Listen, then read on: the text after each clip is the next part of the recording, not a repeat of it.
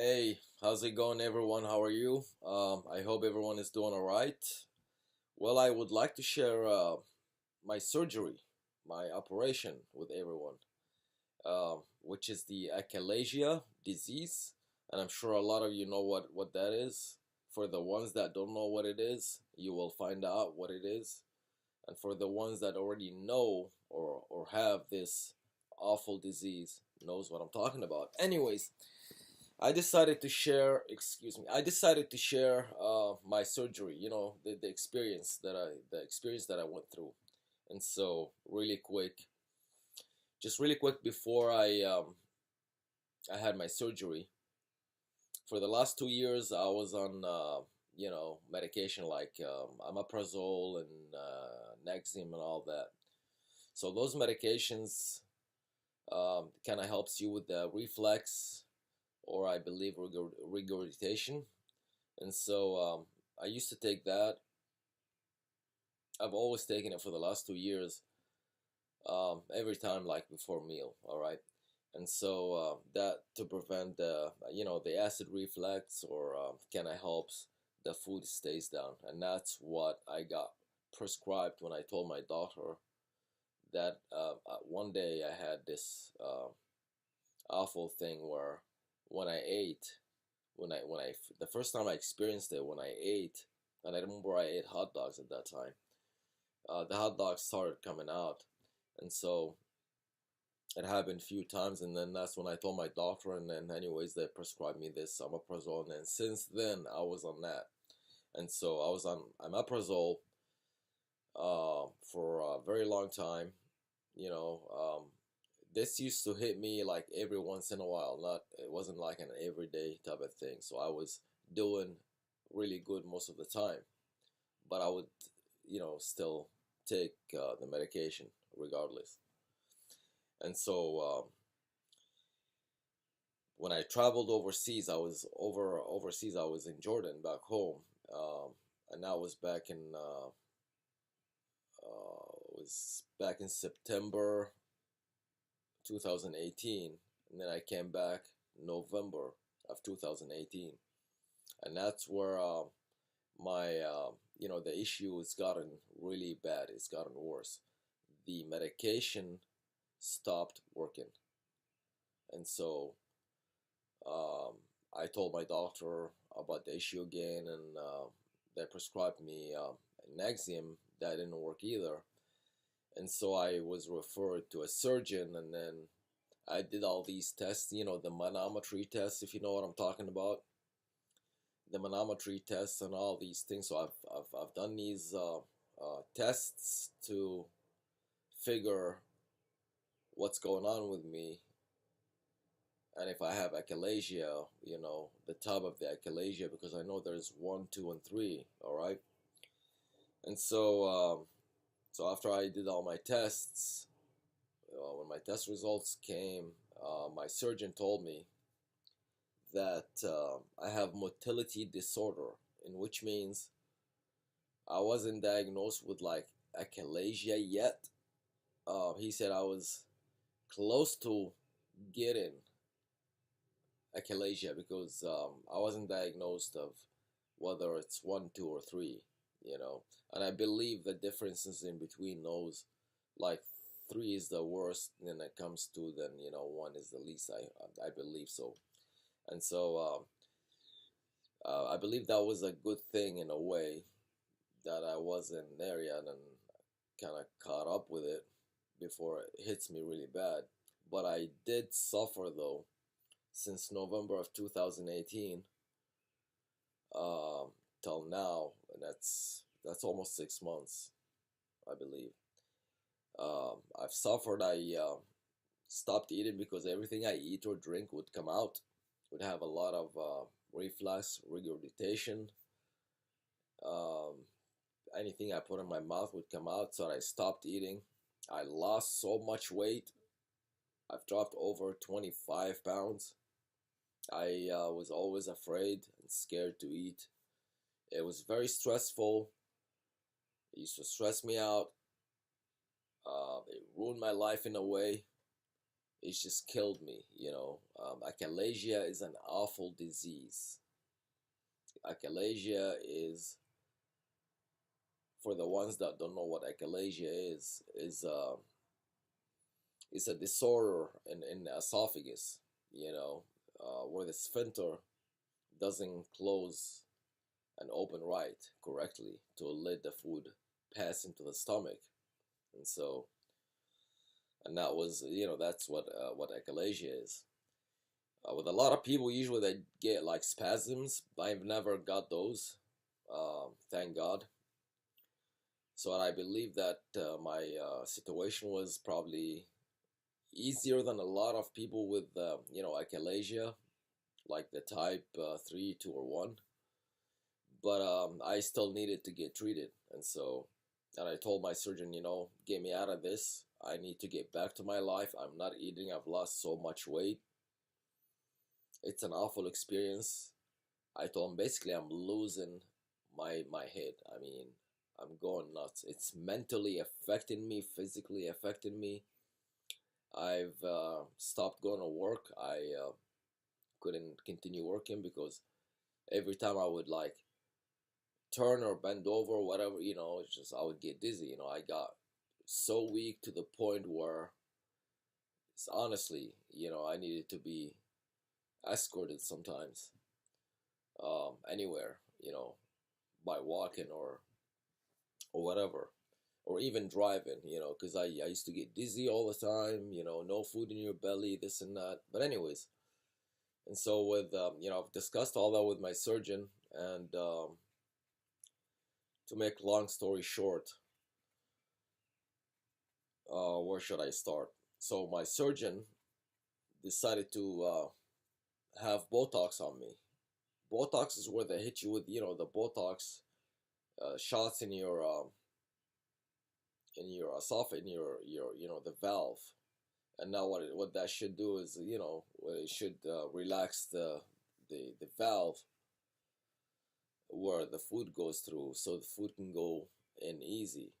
And so I got that done, even though I was kind of curious, why should I get Botox at first before the surgery?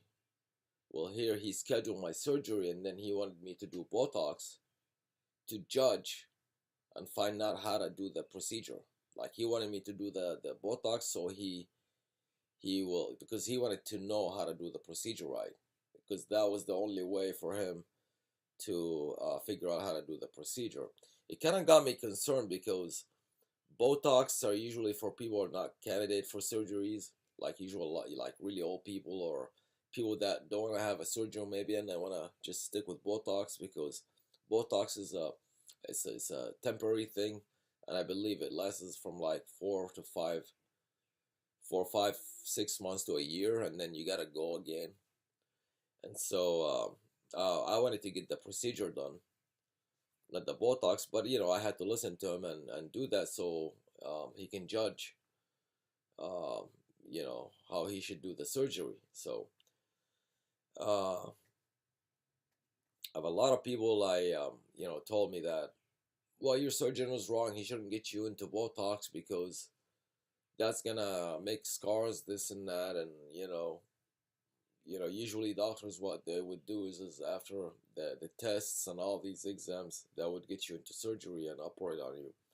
And I said, well, my doctor, this is the way he wants to do it. It doesn't seem like he's so sure how to do my procedure right. He told me that he doesn't want to do the wrong surgery, okay? And so I had to live with it, so I did the Botox.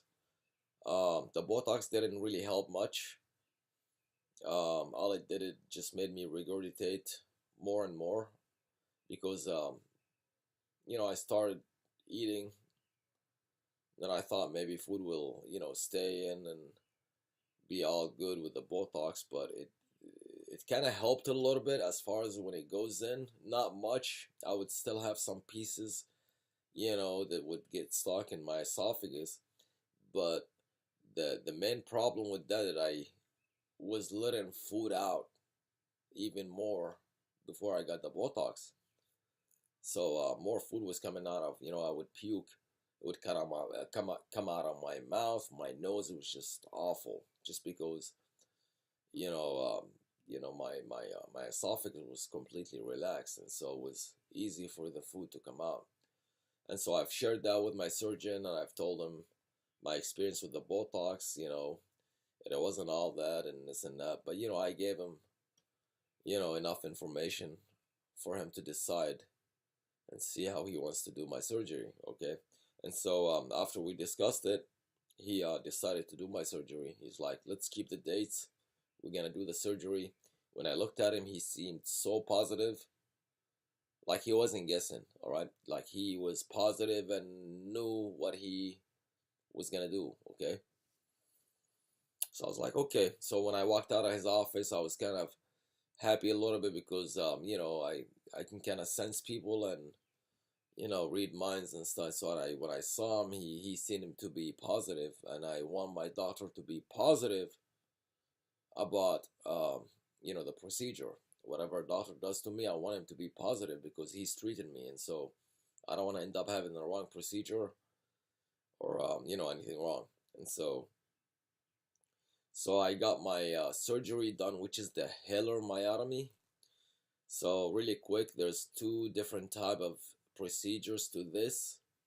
The first one, it's called POEM surgery, the POEM procedure, and the one I did, which is the Heller myotomy.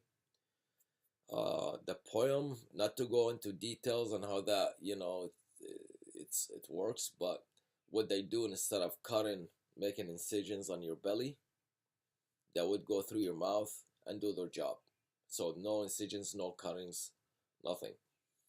And so and there's no fundoplication, so they don't do the stomach wrap with the palm, okay? Because the way they work on it, they cut from the inside, not from the outside. Versus the Heller myotomy, the one I did, is they made 6 incisions on my belly, and I will show you in a little bit. They made 6 incisions, and I do the fundoplication where they kind of they take a muscle from the stomach and they wrap it on your esophagus after they cut to prevent the reflex from traveling up. And so I've got that done on the 11th of this month of April, and that was today. What is the 16th? So that was 5 days ago. Yeah, so I got it done on the 11th. Got into the operation room. All of a sudden I'm asleep, didn't notice I was gone, and then I wake up and the surgery is done. And so when I woke up, the pain was incredible. All right, you're gonna be in a lot of pain. For the ones that are gonna do this procedure, you're gonna experience pain. All right. So with myself, the pain was a lot of it was in my shoulder. Travels up to my shoulders, it was going up to my neck, my both shoulders, my upper back, up here. My neck was awful. Other than my stomach from in and outside, the incisions outside was in a lot of pain. My guts inside, it felt like if somebody got in my belly and ripped my guts off. That's how the pain was. And usually the pain, the, the severe pain usually would last from 2 to 3 days. The first 2 to 3 days, that's when you're in in a lot of pain. And so with everyone is different. With myself, I also woke up with like swelled up face. My eyes were kind of swelled up. I'm in the process of healing. I'm not quite there yet, but you probably couldn't tell they're swelling, but I can. My eyes were buffed, which is kind of weird. With a lot of people that do these procedures, they don't get this. Like I said, everyone is different. Their body works differently. I know my body is very sensitive when it comes to these type of things. And so I was hooked up to this machine where it has morphine in it, and it would kick in every 10 minutes. I would actually do it myself. I would have to press the button every 10 minutes, and I have limited. What's going on with the lighting here? And I have limited. Okay, and I have limited you know, certain amount of narcotics that go in your body through your vein. So every 10 minutes I would have to push it, so I'm not in pain. Um, so that will take care of the pain, through the whole thing I'm staying in the hospital. And so that was a good thing. Most of the time I was sleeping. I slept one night at the hospital. The next day, or the same day actually, later, like probably 2 or 3 hours after the procedure, they got me soups, like broth, like vegetable soup and chicken broth.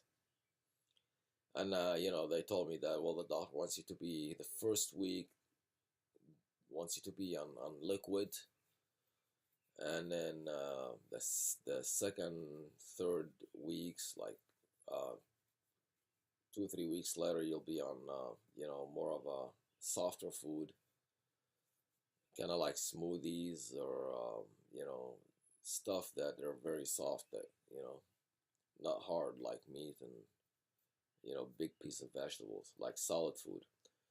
And so they brought me this vegetable. I'm sorry, they brought me this broth, vegetable broth, and it was like in a 12-ounce cup, I believe. I think it was a 12-ounce cup. I had it all. It was good. Nothing came out. They brought me ice cream. The doctor told me that it was okay to have ice cream. They got me a few small ice cream, like chocolate ice creams. I had those, and then I had the vegetable broth. So I had the chicken broth, vegetable broth, and ice cream. I had all that. It settled in my belly. I had no problem with it. None of it came out. That was just amazing. It was just because for a very long time, anything I would drink or eat would just come out right away. And so I'm like, wow, that's nice. The surgery did its job. That's amazing. That's a very good sign. Right after the surgery, when I feed you at the hospital, the food stays, you're in good shape. You know what I mean? And so, I spent one night as they kept serving me stuff like that. I ate it, and then, things would stay in, and that was the most important thing. They they asked me if I wanted to stay one more night, if I wasn't feeling good or if I was in a lot of pain. They gave me a choice of staying one more night at the hospital, but I don't like hospitals. I don't like to stay at hospitals. I decided no. I decided to go home. So I told them no, I want to go home. So I went home, and they sent me with a bottle. The doctor prescribed me liquid oxycodone, liquid oxycodone. Never seen liquid oxycodone. Um, to use at home. It's a 5 milligrams. That's the dosage. So I came home, used that right away. You know, I took this every like 3 hours, 2.5 to 3 hours, because I didn't want to be in pain, before I take the medication. And so, when I came home, I was asleep most of the time because I was still in pain, a lot of pain. It's very hard to move, especially when you sleep. You kind of, your body relaxes, and then all of a sudden you wake up because your body was just there, not moving for a while, and then all of a sudden you're moving, and then you get all this weird pain, you know, at different places in your body. A lot of pain. I'd get up, take my medication, go back to bed, try to grab a soup, something soft. I have a bunch of chocolate in the freezer. That's what I had mostly. I would barely walk to the freezer and get my chocolate, come back to bed, eat it, go back to bed. So again, the first few days to 3 days, the pain is not cool. You'll be in a lot of pain. I'm still taking it easy. I'm still following my diet, the liquid diet here, and then in few days, that'll be a week. I'll start eating more stuff. like hummus maybe and other stuff like that. Very soft stuff, very soft food for like 2 or 3 weeks, and then I'll start eating solid food. But when it comes to that, I'm not gonna jump into like big portions of solid food right away. Just gotta take it easy and kind of slowly work myself you know, way up. Um, what else do I need to mention about this procedure? If I can think, I feel like there's something's missing and I'm not, that I gotta say. Uh, oh, yeah. I have a small advice here.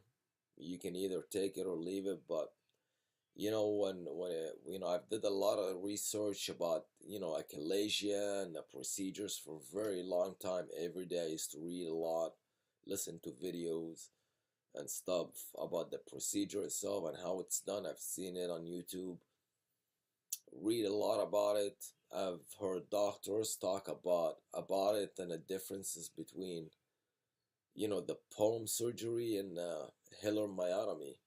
And so from my research, found out that the hilar myotomy is a lot older, of course. Where the palm surgery, it's like a newer procedure that came out in 2000. I think the first time it came out in 2009 or 10, and it actually was from Japan. So that's what it said when I read about it. And so the hilar myotomy, I felt more. At first, I was before the procedure. I was more interested into the in this palm surgery just because the healing time is quicker, you know, and there's no like cut on your stomach, so there's no scars or incisions on your stomach. And I was like, oh, okay, I don't want to have cuts on my stomach. It's faster healing time. But I was like, there's no way I want to have cut on my stomach. But when I looked into it more and asked questions, and I found out that the hilar myotomy, the one I did, it's it's more beneficial. It's better than the Poems procedure. And why? Because it's been for decades, for years and years, and it has a higher higher success rate. Even though the healing process might be a little slower, but that's no problem. That's not important. Most important thing is your results. You do the surgery is so that you can eat, get back on track. You know, Healing time would take a week extra or whatever. That's no problem. And so then I was like, no, I want to do the hilar myotomy. Forget. And my clinic happens to do only the hilar myotomy. Anyways, they didn't have the option of doing the other procedure. Anyways, but so I was like, well, that's good. I want to do this hilar myotomy, and then I went for it because, like I said, for the ones that have achalasia and ready to go do this procedure and kind of wonder or curious which one is better or which one they should go for, if they have an option, you know, I would suggest do the hilar myotomy where they do this, the incisions on your belly. If you want to heal, if you want to get back, yeah, heal. If you want to get back on track, I'm not saying the poem is not, is not a good procedure, but just to be on the safe side, I would stick with the original. And that's a few of the doctors said that too. That would, the hilar myotomy has a higher success rate. Uh, where also the ones that did the poem said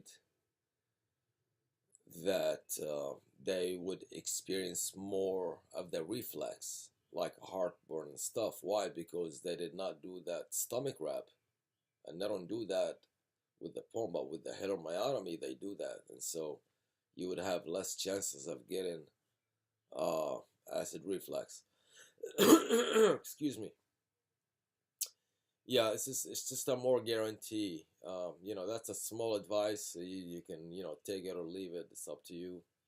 But I did my procedure. I'm so glad that for the last 5 days I've been eating soups and whatever I put in my mouth. I've had coffees, teas, hot chocolates, stuff like that. Thank God that things um, are staying in my belly.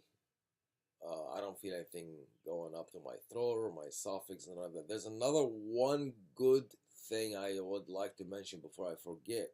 Now, one of the doctors told me in the past that when you do these type of surgeries, a lot of people have a hard time uh, burping. You know what I mean? Or puking. And so one of the doctors told me that you will not be able to burp or puke, and that's a big deal to me. So my surgeon told me, I asked that the same question to my surgeon. He said, no, you will be able to burp, just depends on you. Some people could, can do, and some people would have a hard time with it. So it's just, it depends on your body, but you should be able to, you know. So, at first like I felt like I wanted to burp, I couldn't, you know, but I'm like, wow, shoot, hopefully I will burp at some point. But today it's so amazing. It's I burped a few times, which is, I mean, that's a good thing, really. That's burping is very important. So I burped a few times, so I passed. Thank God that I can burp, you know what I mean? Now, puking, you would also, I believe, I haven't got to that point. If you get sick sometimes or whatever, puke. I should be able to puke as well. If I burp, I should be able to puke. But for the ones that think that you won't be able to burp and all that stuff, you should be able to burp. You know what I mean? So you should be fine with that, unless you're not, you're unlucky person and you won't be able to. That's a different story. But I'm gonna show you the incisions right now before I let you go. So there we go. Uh, let's count these. There are a lot of dirty that need to be removed actually, and I will. Anyways, so let's count them here. This is the incisions. So see, there's one on the side here, back here. There's 1, 2, 3, 4, 5. That's where the camera was. 6. So there's 6 of them. 6 incisions. Usually that's where they put the camera, in the belly button, a little bit above. And as you see, my belly is a little bit swelled up. It's inflamed. There's some inflammation there. It looks fatter. But anyways, this is it. That's what it looks like. You know. Anyways, all right. So All right, see, these are my incisions that you just saw. Where that's where they did the put the camera where my belly button is. 6 inches incisions, as you saw.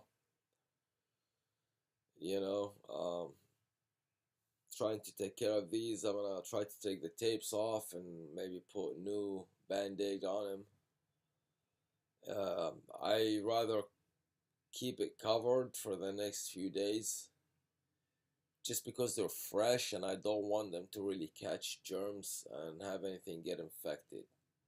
Rather be safe than sorry. So that's what my plan is. And so, well, this is it, I guess. I hope you enjoyed the video. Give it a thumbs up, and hopefully it was very educational, beneficial to you. Gained a lot of information. If you have any questions, go ahead, post it down in the comment section. I'll try to do my best at answering. And yeah, that's it. Well, you have a great day. All right, bye bye.